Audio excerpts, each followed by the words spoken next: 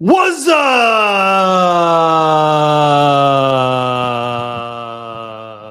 shiny peeps? How are we doing?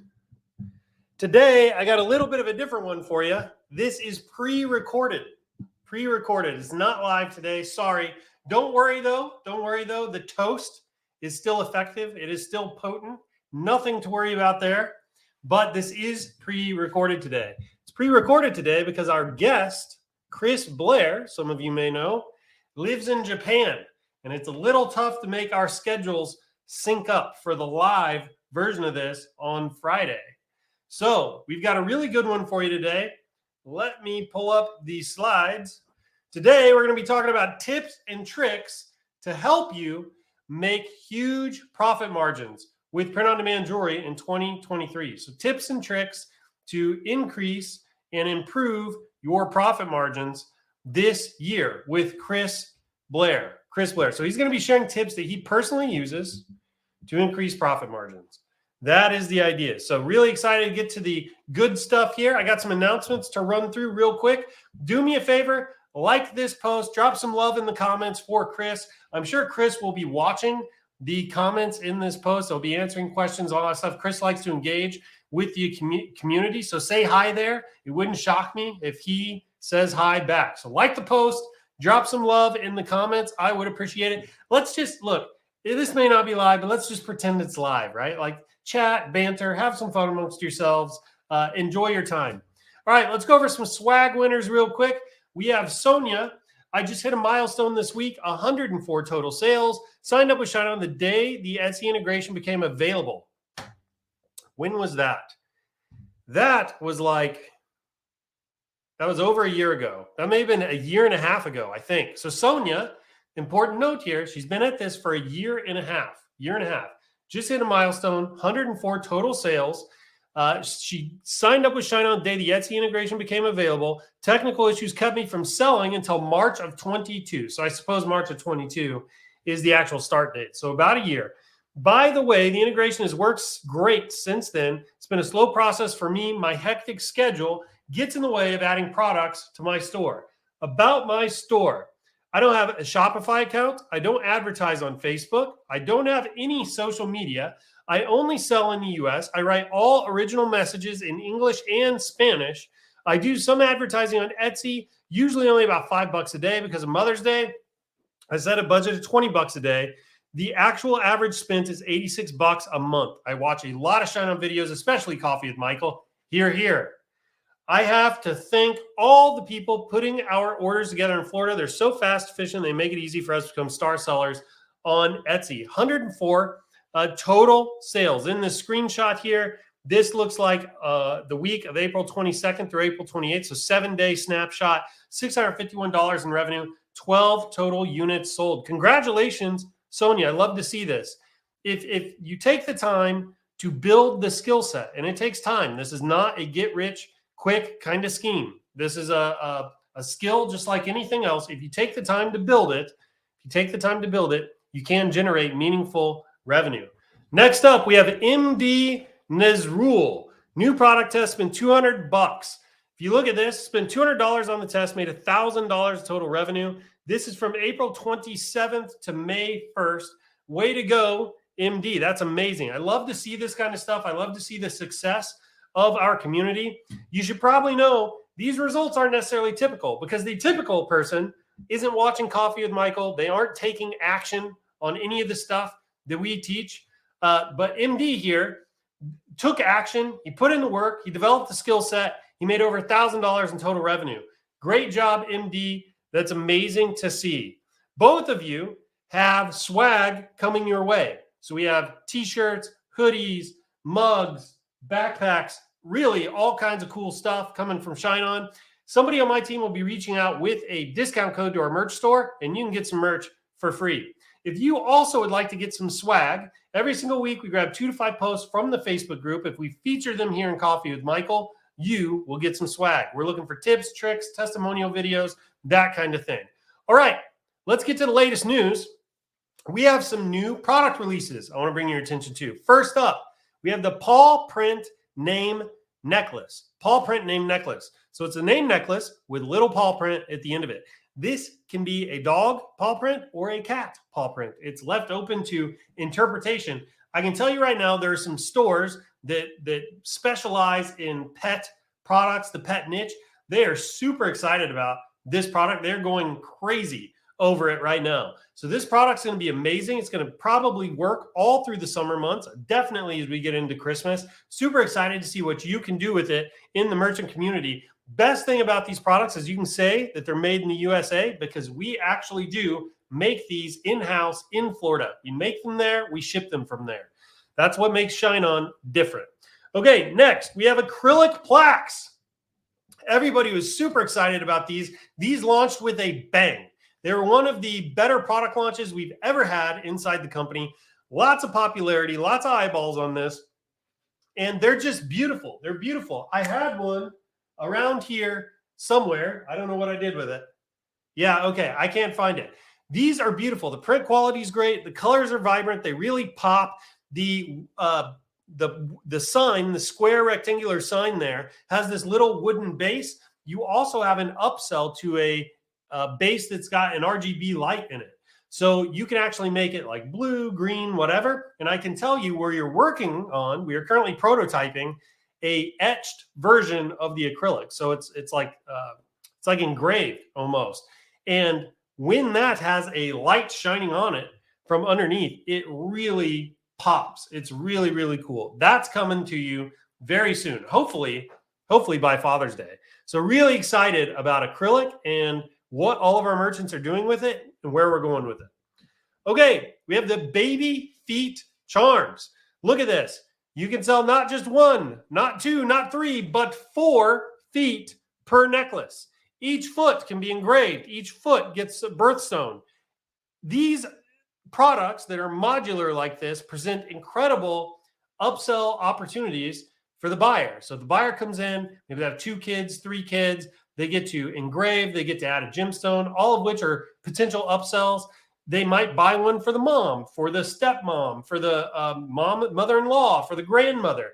They could leave with 3 or 4 possible purchases just by having this on your store.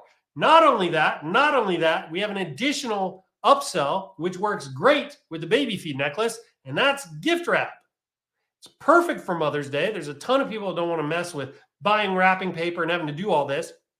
If you have this turned on your store using the Shine On Fast product template, that's where it lives, Shine On Fast product template, this is a one-click upsell right on the product page. They click it. We will hand wrap this in St. Pete. We hand wrap it. We don't have a machine that does it or anything like that. Not only that, the buyer can write a personal message, which we will print in a handwritten script, and we will tuck it right inside the bow, just like this. I think we charge $7 or $8 for this. You get to keep $4. So every person that comes through your store, if they add this to the product, you make an additional $4. Add this. It's a complete no-brainer, and you're leaving money potential on the table if you don't have this turned on. So if you'd like to turn it on, go into the app, go to your product. You'll see a product upsells button. I want you to click that. You're going to see all the available upsells for the product. Gift wrap is going to be down here at the bottom. You need to toggle this on. Toggle it on. Again, make sure you're using the Shine On Fast product template. We charge $3.95 for this, and you make $4 profit a pop. So here's a quick view of what this looks like in action. Someone clicks the little checkbox. It expands this options here. They can type in a personal note, which is really cool. Gets them committed to the product, and then they buy. We print that out and we tuck it right inside the bow. It's an amazing, amazing upsell. Make sure you have that turned on. Okay, there are some updates earlier this week. We extended our shipping deadlines. We extended them. So message cards, I'm talking about the US now. Message cards, you can get standard shipping until May 7th at 11:59 p.m., expedited through May 8th at 11:59 p.m. Everything else, so anything non-message card, like the name necklaces, because they have to get cut, anything engraved, right? All of that is going to ship, the last day of orders is May 6th. So May 6th, 11:59 p.m., all your orders need to be paid for and to go out standard. And then all the priority ones need to be May 7th. May 7th. Okay? So message card items like the Love Knot, the Alluring Beauty, all that standard stuff, orders need to be in by 11:59 p.m. May 7th. Expedited is 11:59 p.m. May 8th. This is Eastern time. Everything else is May 6th, May 7th. Okay, lots of selling time, lots of selling time. In the EU, message cards, the Love Knot, Alluring Beauty, those types of products, shipping to France, Germany, Luxembourg, Netherlands, and the UK, the deadline is May 7th. Shipping to any other country, it's May 5th. And then for all the other products, shipping to France, Germany, Luxembourg, Netherlands, the UK is May 6th. Shipping to any other country is May 4th, which is today. The deadline's today on that. All right.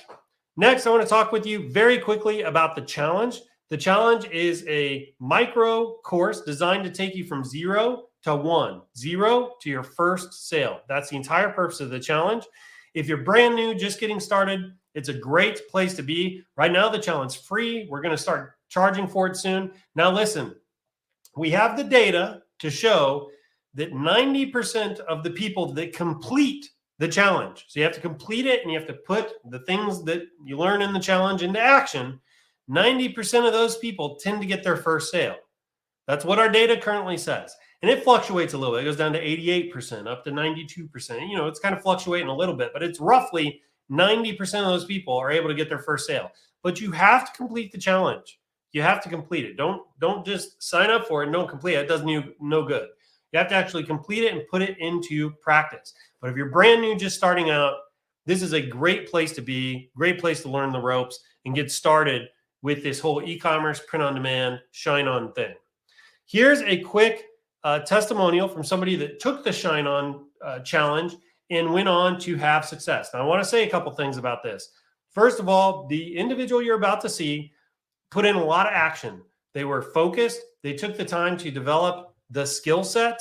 They tested a lot. They had a little bit of experience and expertise that they brought to shine on when they got here. So I don't want to paint the picture like this is super easy and all you got to do is, steps 1, 2, and 3, and then boom, you're going to have the same success. That's not quite how this works. It's a skill set, just like anything else. It takes time to develop your intuition, your skill set, your wisdom in the space. You have to have a lot of iterations and a lot of reps. But if you develop the skill set and you put in the reps and you take action, it's going to be very valuable. It can even be life-changing. Okay, so let's hit play here. I want you to see this.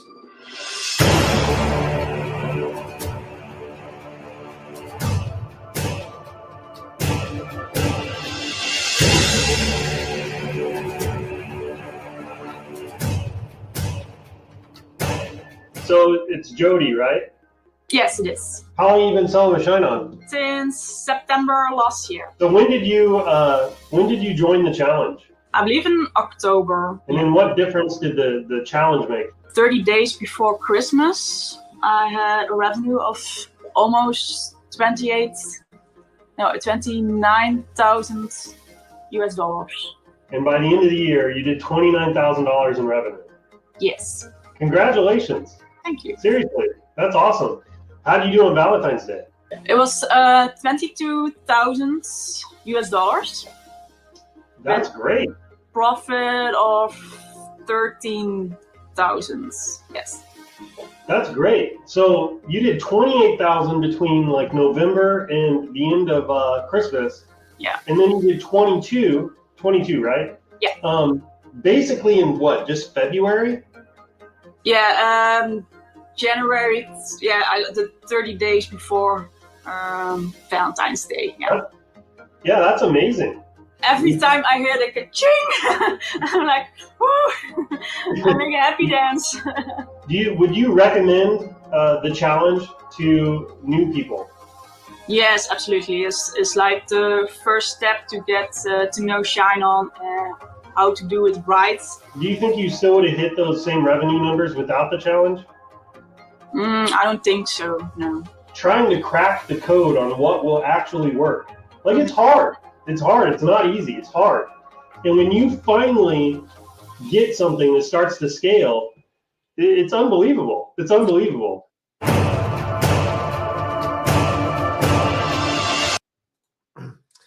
All right, so that was from Jody. Jody took the challenge. She sat down with me for a little interview to talk about her experience. Again, Jody put in the time, the effort to develop the skill set. She took action. She put herself in a position to succeed, and she did have success. Again, I want to make sure we're not painting a picture where it's like you do steps 1, 2, and 3, and boom, gold's just going to fall out of the sky or something like that. That's not how this works. Most of you, and I love you, you know my heart here. Most of you don't take action on any of this stuff anyway, right? You show up because I'm funny and I tell good jokes and all that kind of stuff. Hey, I get that. I get that. No hate or anything. But those that take action, that develop the skill set, that put in the reps, that are willing to stick with their failures, they tend to see success. And Jody is definitely one of those people. So anyways, congratulations, Jody. If you would like to take the challenge, you go to shineonchallenge.com. Trying to get out of that slide there. Shineonchallenge.com to sign up. It's free right now. We are going to start charging for it soon because we found that the completion rate is higher when we charge for it. It's kind of a no-brainer. If you have money on the line, you have skin in the game, you're more likely to take action. And, it's love, right? We love you. We want to make sure you're completing it. So we're going to charge you for it. We're not trying to get rich, but we want what's best for you, right? So just look at it that way. All right. If you get sick, if you go on vacation, which you better not be going on vacation, the biggest selling week right before Mother's Day, that's lunacy. But if you get sick or anything like that, and you miss out on some announcements, you want to get caught up, it's real easy to do in the Facebook group. Go to the very top. There's going to be a little featured or announcements tab. Click that, and you'll see anything that we've marked announcement worthy, anything we pinned. It'll be right there. It's like a curated news feed of all the latest and greatest Shine On stuff, and you can get caught up lickety split, lickety spit. Okay, we ready to rock and roll? Drop some fire in the comments right now. Fire in the comments. Right now, I can't see it because this isn't live, but I'm gonna believe. I'm gonna believe. Dave Mackey, I see your fire there. Cheryl, I got your fire going on. Mauricio, I see it. I see it. You guys are all faithful watchers. I know you're participating.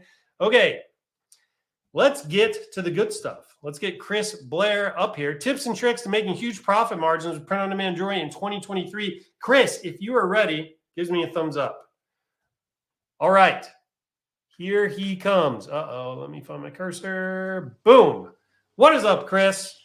How you doing? I was really shocked you kept saying it requires work and skill set. I thought there were like 4 magic keys I could push at the same time really fast on my keyboard, and the money would come flying out of the screen. Yeah, well, I had a conversation with my internet lawyer this morning, and he encouraged me to remind everybody that this isn't a get-rich-quick scheme, which we try to do a lot around here anyway. I constantly tell people you have to develop the skill set.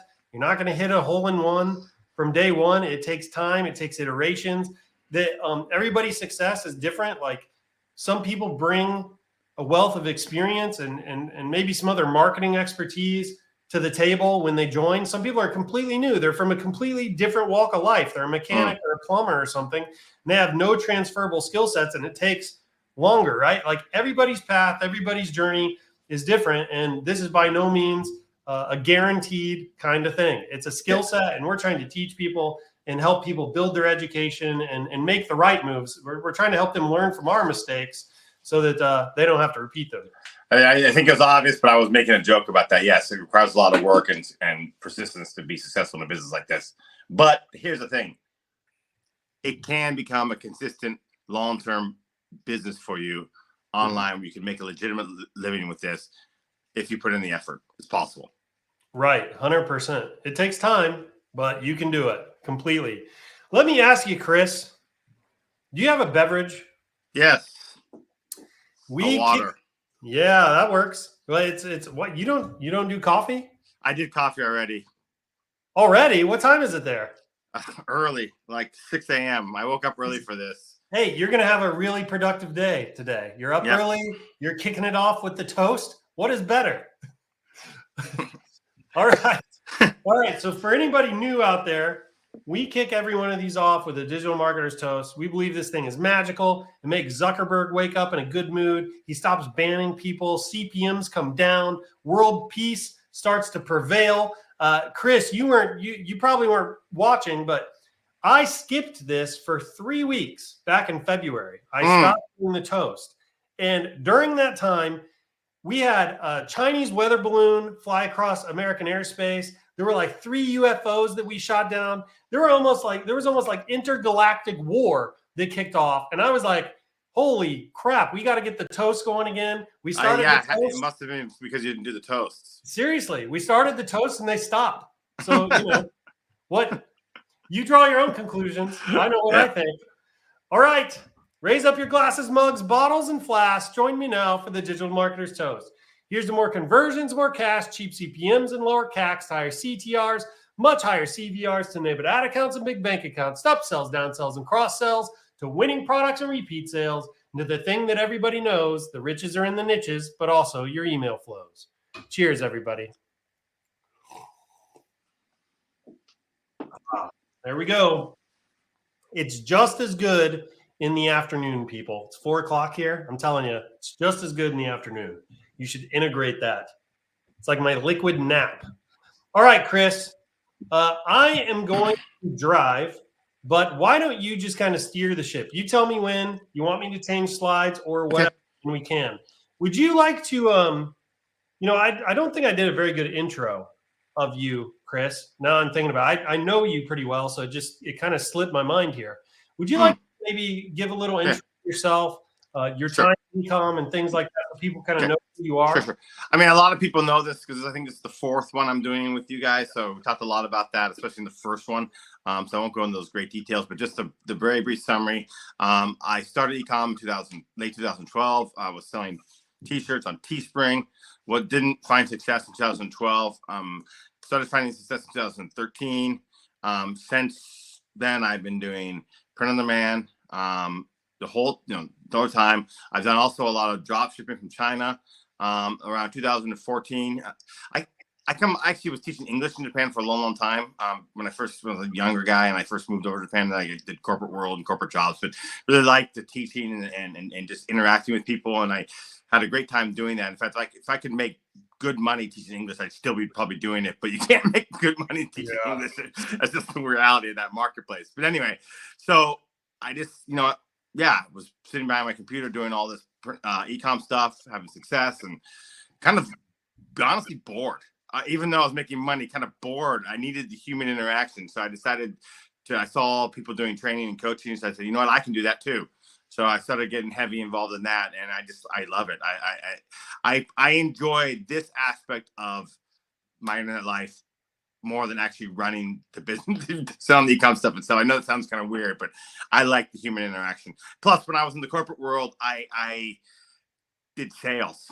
So, I mean, I was pounding the pavement, going to meetings and going to, in Japan, in Asia, and I spent a lot of time traveling to China, right, and selling there, and going out to dinner with your clients or potential clients and drinking with them is a big deal, right, in Asia. So I was just so used to this interaction. So then when I got into having success online, I was just so isolated, and I didn't like it, actually, even though I was enjoying the freedom of being online. So that's what motivated me to get into coaching and training. I've been doing that since 2014. Love it.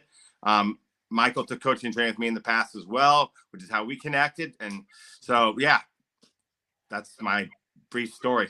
Yeah, that's awesome. So I don't want to give your store out or anything, but you launched a successful print-on-demand store. What year? 2016. Yeah, 2016. And you still run the store? No, right? not running that anymore. That's a different story. But anyway, I'm not running that anymore. No. Okay, got it. But you ran it for years. I mean, you ran it into 2020, didn't you? 2020. That's right. Yeah. I mean, Chris ran it for years. It was a very successful store for him. So my larger point here in highlighting that is Chris has some chops. He knows the print-on-demand space really well. He's been running his own store, so he's got street credit, and he's been teaching and coaching and helping other students improve their businesses. So really excited to kind of learn what Chris has to share with us this week. So anyway, Chris, thanks for the intro. That was great. Let's get rocking here. I'm going to go to slide 1. Okay. All right. Don't overspend on testing. Yeah, people spend a lot of money on testing. This is a really big mistake, and the reason why, in fact, I think it's actually a business killer, especially for small businesses. I mean, let's face reality. Most of us have a finite budget for testing, right? For marketing, right? And then whether it be $500, $1,000, $10,000, whatever. We don't have the deep pockets of some big corporations. So people get emotionally attached to their product. They really want it to work, and they'll go out and spend $50, $100, $200 per product test when the data is not the data they're seeing in front of them doesn't say to do that. So what happens is they blow through their testing budget, and they're out of this business because they never found a winner within that budget that they allotted. Or even if they find a winning product, they have so much spent on product testing that the money they make on that winning product doesn't make up for the losses that they had from testing. So I am ruthless with Facebook data, as Michael knows. I mean, I am ruthless. I just go solely by the data, and I don't care if I spend hours coming up with a product thing, because it's so easy to overspend on Facebook ads. And so this is a numbers game, okay? No matter how hard you work on coming with your product ideas, and I actually, Michael, one of his previous has mentioned several times, I'm very good at helping students or making myself come up with creative new ideas. But still, regardless of that, right?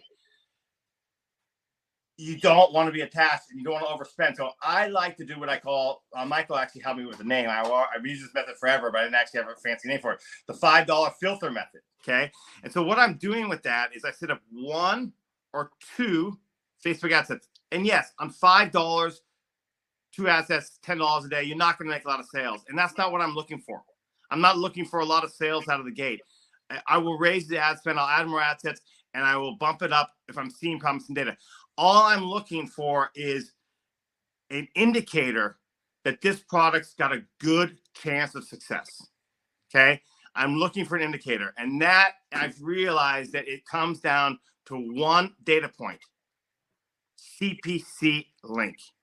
The number of products that I have seen, even for myself or other people, right? Day one, spent $10, we get 1 sale, but the CPCs are like $3 or $4. It dies. It just does. It's not sustainable. It dies. It's a fluke sale. So I'm looking at a cost per link click on day 1 and day 2. If I'm not seeing that, I'm out. I move on. And it's really come down to the point around $1.70. There's some variance per product. There's some variance per niche and some variance per country. So you got to really learn your data. It could be as high as $2, but $2 is very rare. I want $1.70 or less on day 1 or day 2 on each one or both assets, and I kill the assets that are not. And if I don't see that, I'm out. I'm on the next product. So literally, I'll spend $10 or $20, and yeah, I move on. So let's recap that very quickly. So something many of you probably just picked up on is that Chris has a very unconventional testing method, and he does it with micro budgets, right? It's kind of what I'm going to call it these days. Hardly anybody else is doing their testing on $5 a product. So what Chris is doing here, it's budget friendly, I suppose, based on whatever your personal budget is. Now, I want to get the structure right for everybody, Chris. So you're saying 1 campaign and 2 ad sets with 1 campaign, 1 or 2 ad sets. Sometimes I do 1, sometimes I do 2. But the point is, and by the way, I'm not expecting, of course, you got to use bigger budgets and more ad sets for making sales and driving scaling. And I do that. But what I'm doing here is I'm just trying to get rid of the sure losers quickly and cheaply. Yeah. So I'm glad you said that, because I don't think I emphasized it. This is a testing method. This is not scaling. This is testing, right? The idea here is not to make a bunch of sales. It's not even necessarily to get profitable. What we're trying to do is test. You're trying to filter out. That's where the filter comes from. Filter out the losers on micro budgets, That's right. Anything that passes the filter then goes on to a larger budget. That's maybe right. for additional testing or whatever. So it's one campaign, 1 or 2 ad sets with $5 ad set budget per ad set. And then what do? You let it run one day, one full day. For day one, I look at the data. If I've got both ad sets $1.70 or more, bang, thank you very much. Next product. I mean, I'm literally that ruthless. But if the cost per click, link click is lower than $1.70, it passes. That's right. Either it can be 1 or 2 assets, one asset doing that, the other one not. I just kill the one that's dead and I leave the other one running. Let it go a second day. If I'm seeing more promising data like that, 2 days in a row of low link clicks, okay, that's pretty good. It's like, okay, wait a minute. Okay, so this thing's been running for 2 days, getting cheap link clicks. Okay, let's start adding more budget, or let's start adding more assets. To be honest, I do both. It's kind of how I feel like doing that day. And is there a certain day of the week you do your testing, or do you just do it any day? With this kind of low budgets, I don't think it matters. So I just launch whenever. But and it's all about, I don't even worry about scheduling for the morning. Now I get into higher budgets like $20 or $30. I will schedule to start in the morning. But for these $5 things, I'll just start it whenever. Yeah, I'm tracking with you on that. Okay, very cool. So $5 testing method, the $5 filter method, 1 campaign, 1 or 2 ad sets. You want ad set budget optimization, $5 a piece, and you're looking for link clicks, not sales. That's right. Link clicks for $1.70 or less. If you get link clicks for $1.70 or less on $5 spend, it passes the test. You move to the next step. Yeah, I mean, I just had this just last week. Student had 2 ad sets going. They were like $3 or something per link click. They got a sale. They're all excited. And I'm like, don't get excited. This is a newbie. He said, why? I mean, it's sale. I'm like, yeah, but look at your link click cost. Hey, so had a little bit of disagreement with the student, and he really wanted to try to push it. Raise the budgets up to 30 and lots of end up spending $120 some and didn't make even one more sale. All linkers for bad. These are those lessons that we were talking about a minute ago that people have to learn, right? Yeah. So a scalable product, from my experience, has 2 things. Obviously making sales, but the link click costs are cheap. Because think about it, it makes sense here, right? If you're not getting cheap traffic to your website, the odds of this going on and on and on is quite low. Okay, the odds of it going on and on and on is quite low. And also, this leads into a different topic. It's not on screen, but judging your campaign is. We had this discussion. Remember, we had this long discussion on this based on ROAS. In my opinion, and you said, well, you're mixed feeling on this, but you could see my point of view, is a mistake.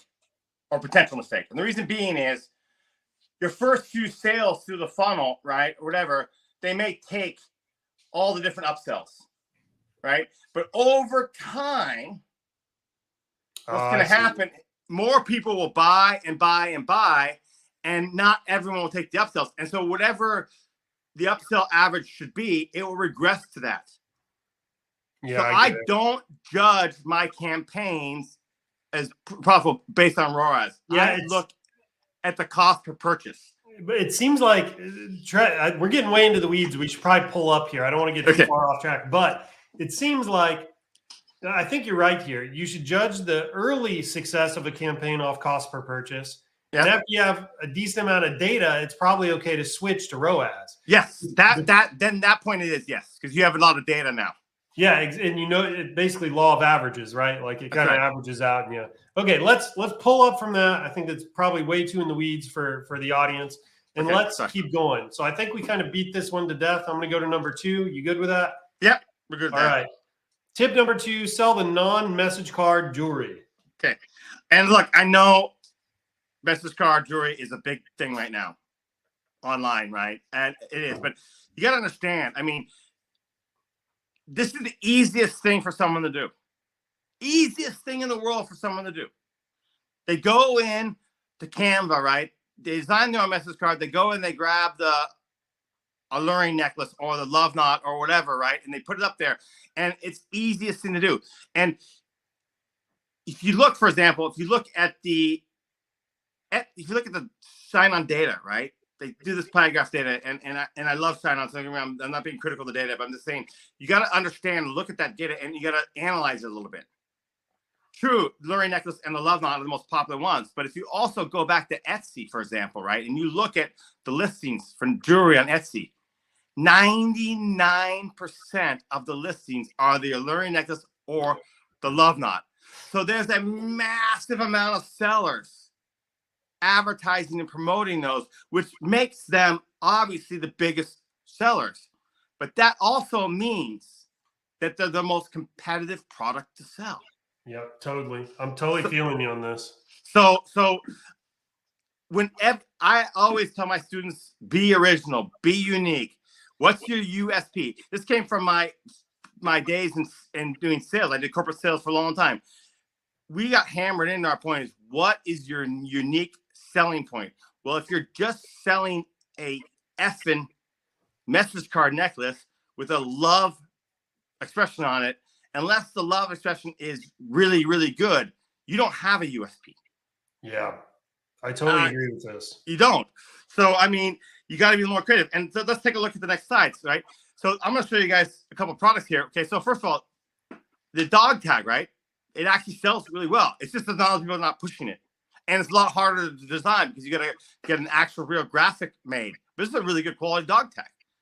People will buy it. And so, and just by advertising the dog tag as a present for men, or actually you could even do it what I call, I actually angle products into two types over broad categories: evergreen and gift.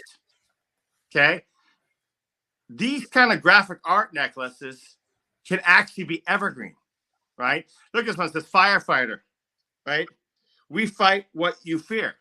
So this could actually be a gift, someone buying it for a fighter, or a fighter buying it themselves, which makes your ability to turn this shine-on business into not just a seasonal gift-giving thing, but actually an evergreen business that you can keep rolling with it year long, because your message on this graphic pendant is not a gift. With the message card, it is a gift, right? So you're sort of picking hold into the seasonal section there, right? And then so the next one. And these pendant necklaces, guys, these are beautiful. Michael, back in the day, we used to sell tons of these. Yeah, I've designed 1,000 of these freaking things. These still sell today. What's funny is when this flashed up on the screen, I went, "Did I make this one?" Because I made 1,000 that looked just like this with the beveled fonts and the gold leaf mask on it and everything. Anyway, go ahead. Okay, so if you look at this is a love message, right? So you can actually on the pendant necklace, or if you go back to the dog tag, you can put the same type of message angle on there like you have there. So it's the same message card angle used as a gift. So that's one option, right? Because this one says, let me read this: "To my love, when I tell you I love you," and so I'll stop there. But you get the point. It's clearly a message card angle, gift angle, but on the necklace. That's one option. Or you can go back. Let's show the firefighter one. Or you can do the evergreen angle, in which you're setting up something that they can buy for themselves. So this is beautiful. So you got more rope for the type of products that you can create with this. And these are proven sellers from the past, and they still sell today, and a lot less competition. Yeah, I want to back you up on this. So my first winner with Shine On was a bangle, and there was no message card jewelry at the time. There was only this stuff. And what I found was everybody was selling the necklaces, everybody. And I thought, well, I'm going to try to be different and sell the bangle and see if I can get anywhere.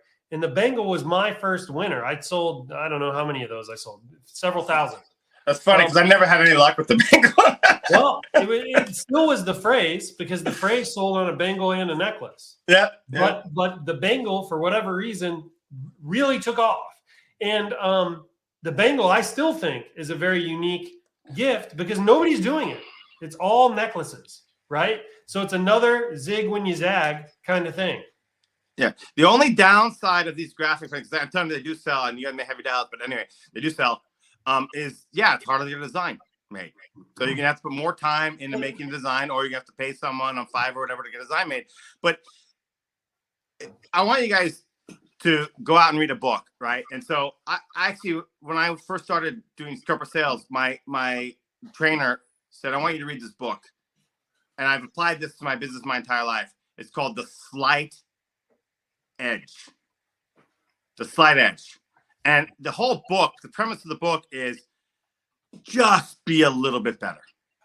You don't even have to be much better. Just be a little bit better.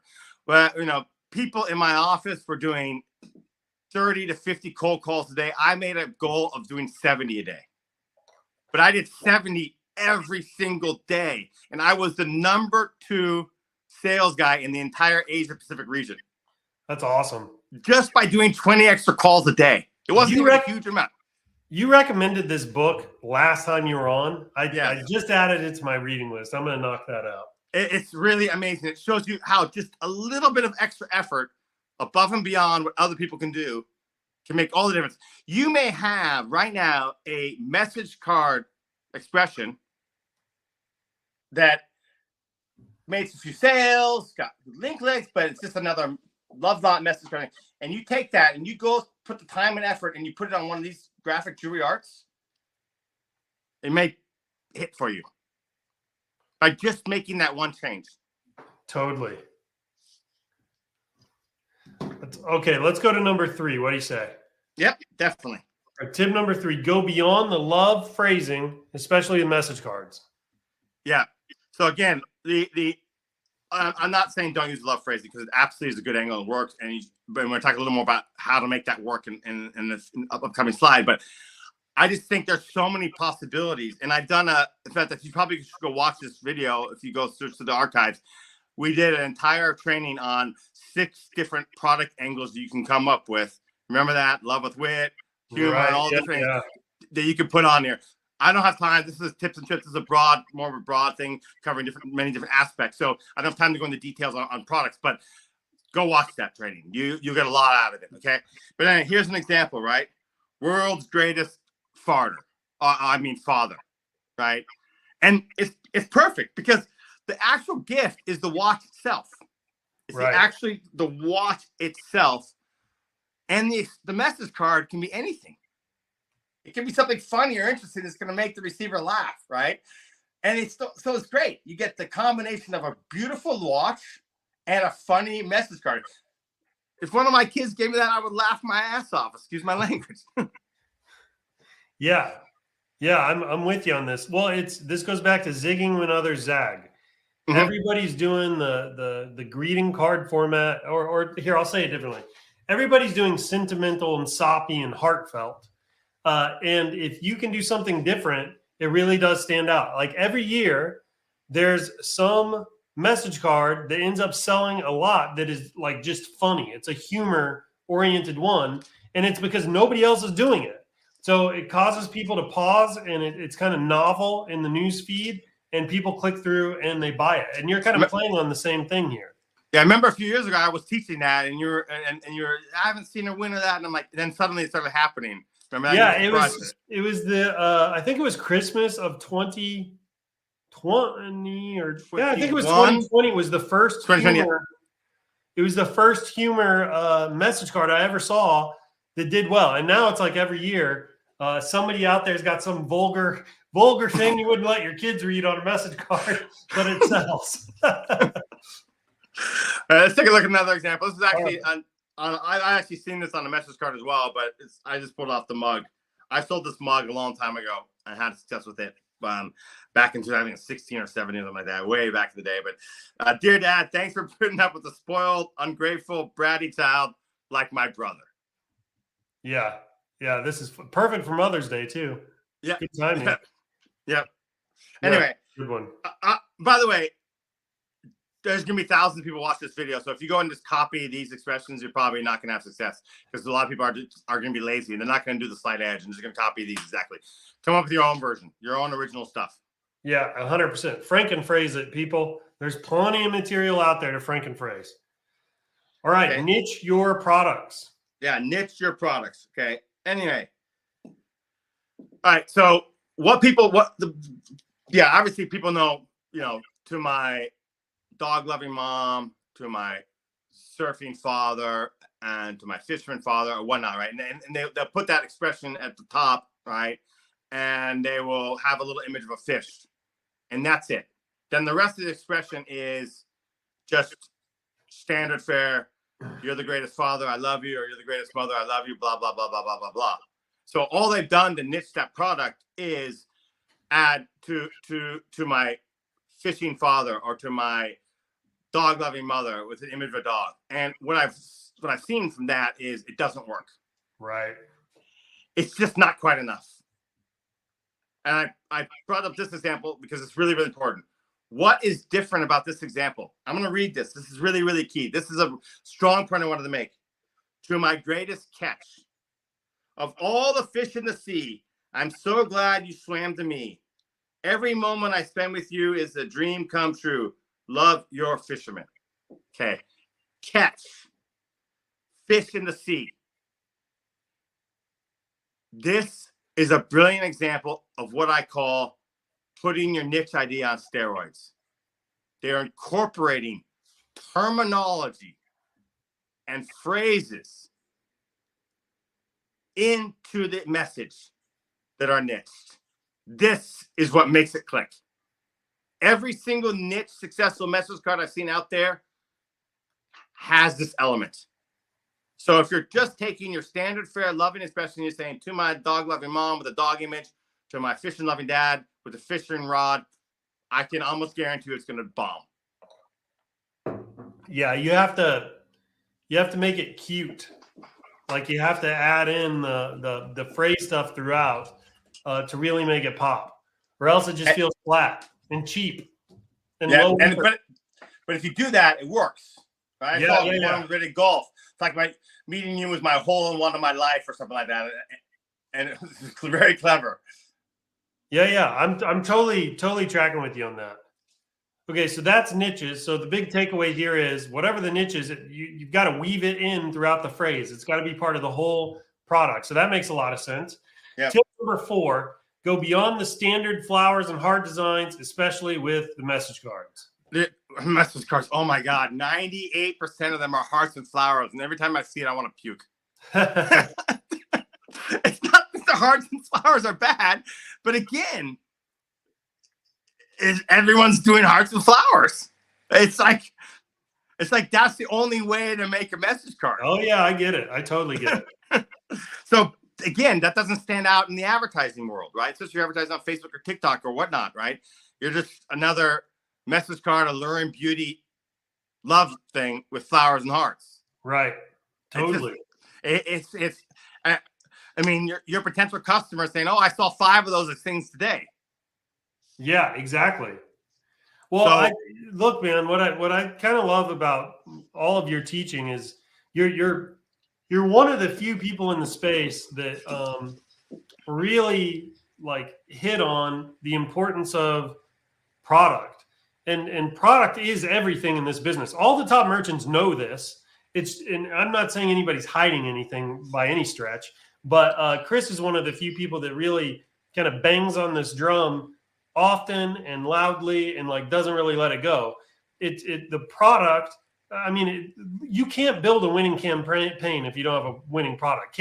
Winning campaigns are built on top of winning products. The product is 90% of the whole equation here. And making sure the product is unique and is going to be a scroll stopper and is a little bit novel and something people haven't seen before, it's paramount. It literally is everything.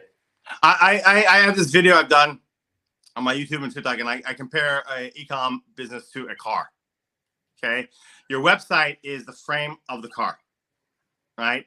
And the traffic that you're running, the actual traffic, right? Whether it be Facebook ads, TikTok ads, YouTube videos, or whatever method you're trying to get, that's the gasoline. Yeah.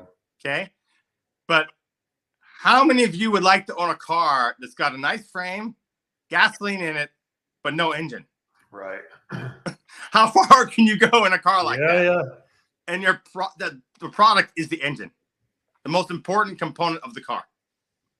Right.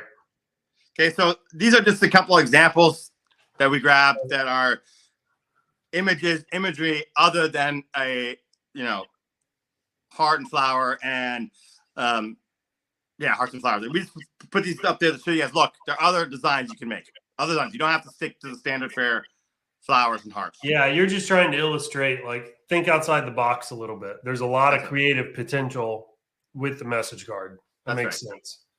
Okay, tip number 5, shine on's new stuff. Yeah, shine on's new stuff. Okay.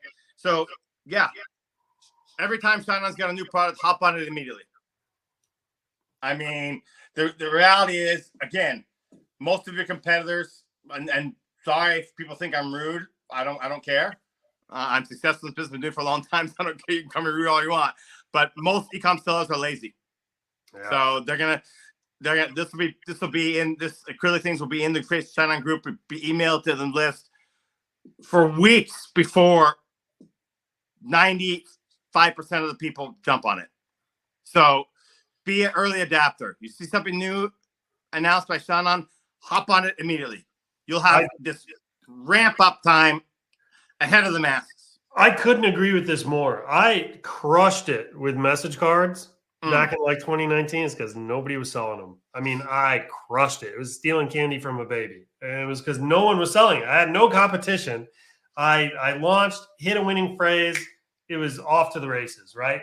And you're saying the same thing. You're like, jump on these new products before people flood the market with it because you have an edge. That's right. You have an edge. Exactly. Completely agree with you on that. So acrylic. Oh, yeah. So we got I think this is called the acrylic sign. Oh, yeah. You've got it right here. Then we have the puzzle piece and the heart. By the way, this puzzle piece one, let's go up real quick. You're playing on the puzzle piece right here a little bit. You're my missing piece. You've got it here too. You're my missing piece. It just so happens that there is a top selling, what is it? It's like a wooden thing, I guess. I've seen the ads for it on TikTok. It's going viral right now because of Mother's Day, where it says you're the piece that holds us together. And in the middle is a puzzle piece that says mom. And then it's a hyper personalized product. So when they add the kids, additional puzzle pieces fit around mom, and each of the puzzle pieces have a name on it. You can do something like that with Customly, like right here. That's right? awesome. I mean, like it would fit perfectly with this. So anyway, it's a wooden thing, eh? Interesting. What's that? Yeah, it's a wooden thing. Yeah, I can't remember. It was like a wooden. Yeah, it was a wooden thing. I hadn't seen it before. Okay, actually, that Michael just gave you a good idea. Instead of looking at what people are exactly selling with necklaces or message cards, he saw something on TikTok that was Shine On doesn't sell, right? It's a wooden carved thing. I don't know exactly what it is, but said, hey, how can I make that work with Shine On stuff? You can do that with t-shirts. I just showed a coffee mug phrase that I've done. I could take that. So you could even go look at winning product ideas in other completely non-jewelry related stuff, and a lot of it will be adaptable to Shine On stuff. Yeah, look, product research is not a habit. It's not a task. It's a lifestyle. And I mean that. Product research is a lifestyle. When you're in traffic, it's bumper stickers, right? It's lyrics to songs, right? When you're at the store, it's message cards or gift cards and greeting cards. When you're with friends, it's bits of the conversation that move you, that make you laugh. It's like product research is a freaking lifestyle, people. You should always have your antenna up and always be looking not just for new phrases and stuff, but new like ideas and ways to mix and match things and fit things together in new ways.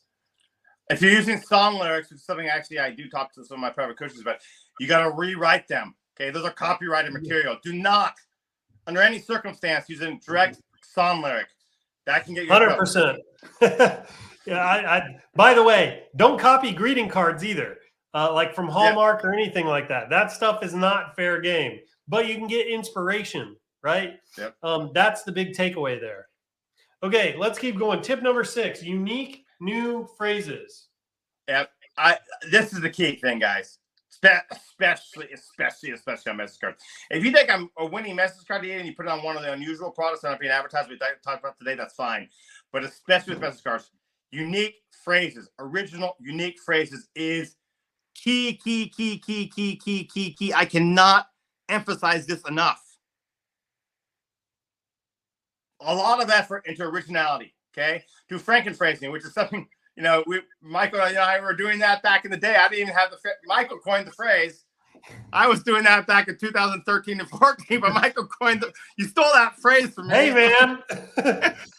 Yeah, it is kind of funny how you put a name to something. Everybody thinks you came up with it. I have never claimed to come up with the method, but Frankenphrases is mine. Anyway, yeah, no, I give it that to you. So I was teaching this back in 2013 and 14. I was telling teachers on Teespring, take that, and then Michael came along and said, "Why don't you call that Frankenphrasing?" I didn't have a name for it. By the way, Michael gave me the $5 filter method too. You are an author. You're awesome at naming these ideas. I don't. I got to work on that. Yeah. Well, hey, man. For you, I'll do it for free. Free 99 all day long. Anyway, Frankenphrase. So that you guys know what that is by now. I think if you're watching these videos, you take one phrase from another one, another phrase from another one, and you mix them together. Okay. Another thing to do is take an entire expression and just rewrite it.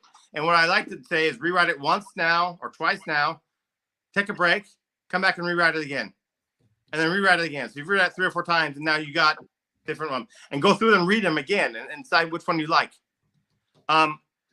Brainstorm. I love doing this. I love just sitting down and having a beer and thinking about it. And you'd be surprised when you're just not looking. You're just thinking on your own skull. You're not looking at anything. Ideas can come up. Totally. Okay. And ChatGPT. Right. Now keep in mind when you're doing message card jewelry, a lot of people are taking the same phrases and putting them into ChatGPT. They're taking the running phrases from whatever, a t-shirt, message card jewelry, whatever, and they're putting it in there. And ChatGPT is spitting out similar results to everyone. So don't just use that result. Rewrite what ChatGPT. Do that slight edge difference. Totally. Right? Take what ChatGPT gave you, which is a good basis, but then go beyond that. Rewrite that. Yeah, something I enjoy doing is everybody now is going to ChatGPT and trying to give it like jobs, right? It's like ChatGPT, you're a top-selling print-on-demand seller, and you come up with all these really good phrases that move people emotionally. Your name is no longer ChatGPT; it's Shine on GPT. Ask Shine on GPT, give me 10 phrases. I like to do it differently. I'm like, hey, ChatGPT, your wife just dumped you and you're heartbroken. Yeah. Right? Rewrite this phrase now and express your sadness or something like that, right? Like I try to take these different approaches because like back to this slide edge concept in zigging when others zag, you just like nobody is going to buy old, right? Like what I mean is you want tried and true if you're having surgery. Right? You want the surgeon has done it 1,000 times. You don't want them trying out new tools or anything like that on you. You want the surgery that's worked for a decade and has had no problem. Same with going to the dentist. You don't want fancy dentists. You don't need new techniques or anything like that. You want like tried and true kind of methods. But like jewelry, impulse purchases, this stuff that aren't needs, right? They're not that way. They're not that way. And if you want to move people emotionally, you have to have novelty. You have to have novelty. Absolutely. It requires you to think outside the box. There are 10,000 of these types of message cards probably in our feeds right now because it's Mother's Day. Yep. If you want to stand out, you got to zig when others zag. You need a different kind of phrase. You got to approach it differently. And anyways, my point here is even in your product research methods, even in your interactions with ChatGPT, even in the way you design stuff, you constantly got to be kind of thinking outside the box. Like, how do I make this new? How do I make it different? How do I make it original? Right? Exactly. So, okay, unique new phrases. This is good. Anything else on this one? No. Okay. Tip number 7. Yeah, I think this is our last tip as well. Tip number 7, email upsells. No, I think we have a couple more. Okay. Yep, you're right. Okay. All right. So email upsells. Guys, a lot of people will email upsell like with the product. Number 2 is pretty common, right? Product review with discount or offer. So you set that maybe 2 weeks or 10 days after, your delivery times, right? With China, it's pretty good. So you might do the 8 to 9 days after, and then you offer a discount upsell on that, and then you do 2 or 3 weeks later. That's pretty typical. But what a lot of people don't do is number one, and I love this one, upsell them 1 hour after they were on your website. They just got off your website. If they have a good impression of your website and the buyer experience was good for them, they are hot to trot to sell them again. Yeah. So email them. You'd be shocked. About 20% of the people take the offer. So you can, even if you're selling a low end, you're selling a low margin on a product, you can get away with it because that 20% of people who go through that are going to buy the upsell via the email afterwards. Yeah, that's good. They're still in like kind of buying mood too. That's right. Thought of that. That's right. You know why when you go to a seminar, right, they give you this hard pitch at the end? They got you in the room. You're attentive. You're excited, right? People get a rush when they purchase. Hit them immediately with an upsell. You don't have to wait for the product to be delivered. Yeah. I like that. That's nice. Okay. And so then these other ones, product review with the discount upsell. So it's just a common variation of the email. That's right. So you ask for product review. Can you use one of the product review apps, right? There's a million of them, so I'm not going to recommend one over the other. They're basically all the same, but they all of them have that discount code offer in there, and use that, set it up. And then you can also either do a broadcast, but I like to set up an automated flow, have about 3 weeks after another upsell. And by the way, upsells, you want to do something similar or related to the product they bought. So for every winning product, you want to set up a separate funnel for that. Flows, they call it. Separate flow. Totally agree with that. If you really want to maximize your potential here, you have to do that. Yeah. Then different flows for each product. But it's not that hard because, guys, reality, one thing is people don't talk about, and the reality is 98% to 99% of the products you test with ads, whether it be TikTok, Facebook, or whatever, are not going to sell. Yeah, totally. You're just going to have that 1 or 2 or 3 or 4 products that are big sellers. And so you set up a flow for each one of those. It takes you maybe an hour of work, and then you're set. Yeah. And you have to do that only on your winning products. And I don't even set up these flows in the beginning because I don't know what the winning products are. I just test. I'm a student side test. We find their winning product. Once we find the winning product, then we set up these flows. Yeah. Totally with you on that. Okay, very cool. So that was number 7. Tip number 8, upsell retargeting ads. That's right. So what you do is you just go in and use the custom audience feature on Facebook. The pixel tracks it for you, purchases, and then you get an ad going to those people immediately. So for the jewelry products, you advertise another jewelry product to them. You'd be surprised. A lot of people, it's a very targeted list. So you don't even need a big budget because it's not that big, right? $2, $5, $10.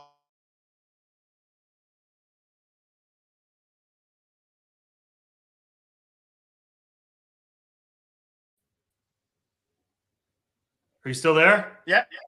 I don't know who had the issue, but this one's super clever. I've never done this. I'm ashamed to say. So you're saying right after the purchase, you put them in you basically have ads with a different custom list that you target. I have an ad going. So for jewelry buyers, I not just jewelry, but anyway, whatever it is, jewelry buyers or whatever product it is, I have created a custom audience in Facebook based on that product type.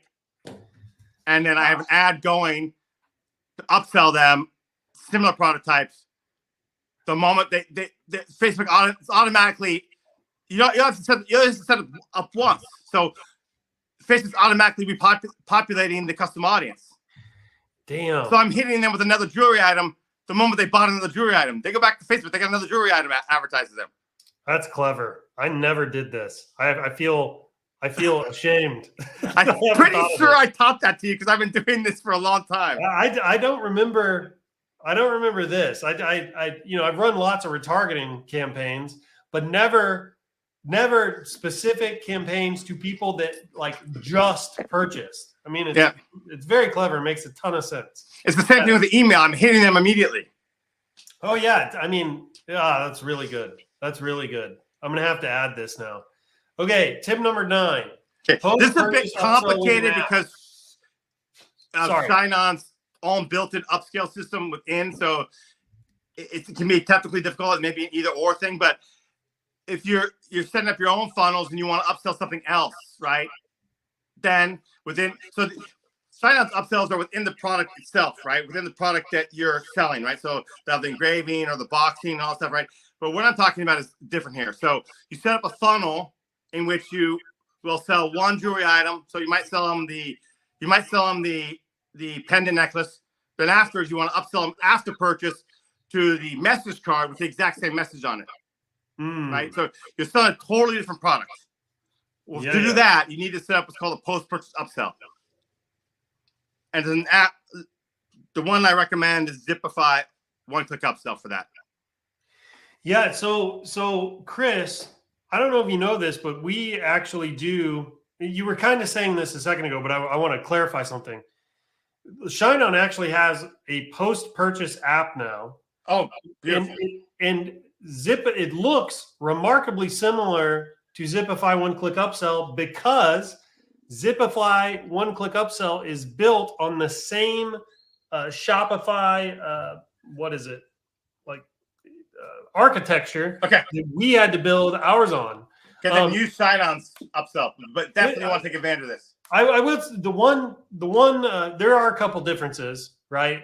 Shopify hasn't opened up all the features and the bells and whistles to normal users yet. So Zipify one-click upsell has some special advantages.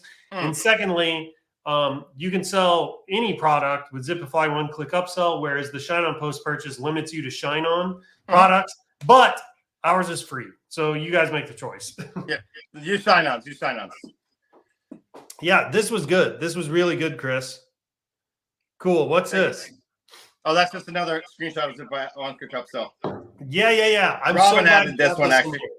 Robin added this. Okay, Robin added this. Well, I'm glad she did because it really illustrates how well this can work when you get it dialed in. You got to test here on your back end just as much as you do on the front end, but you can sell people into additional message card items with post-purchase very, very effectively. Look at this, 13% take rate on the up, 11% on the, what is going on here? Oh, we're split testing here. That's split testing. Yeah. So 13% on this one, 11% on this one. And then the downsell is 20% take rate here. My larger point is it's a great way to boost AOV and give you some additional funds to put back into ad spend. I mean, just think about what you're doing here. So you're basically upselling them three different ways. The moment they purchase afterwards with an upsell immediately. They're going into a custom audience, which you're advertising a similar product to them immediately.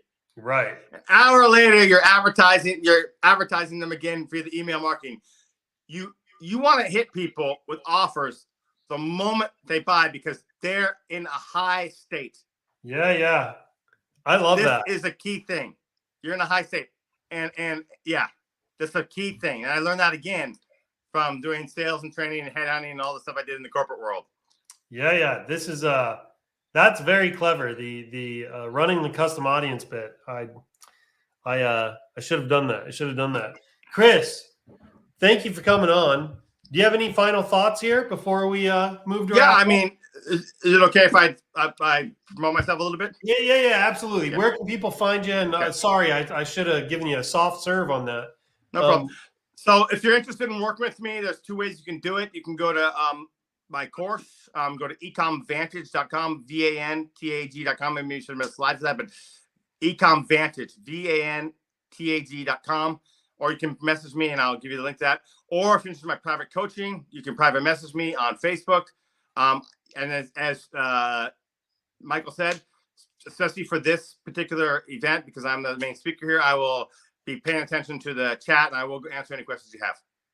Yeah, Cheers. and by the way, I want to kind of vouch for Chris here. I've taken coaching from Chris. Chris has been around for a long time.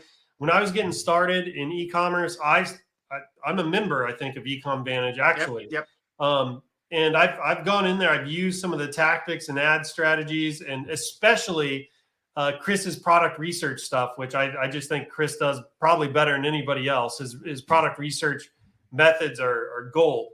And Chris always reminds me, there are two things always come up whenever I talk to you, Chris. One is the importance of going deep with product research. You're one of the few people, like I said, that just constantly bang on the drum of like making sure you have a great product.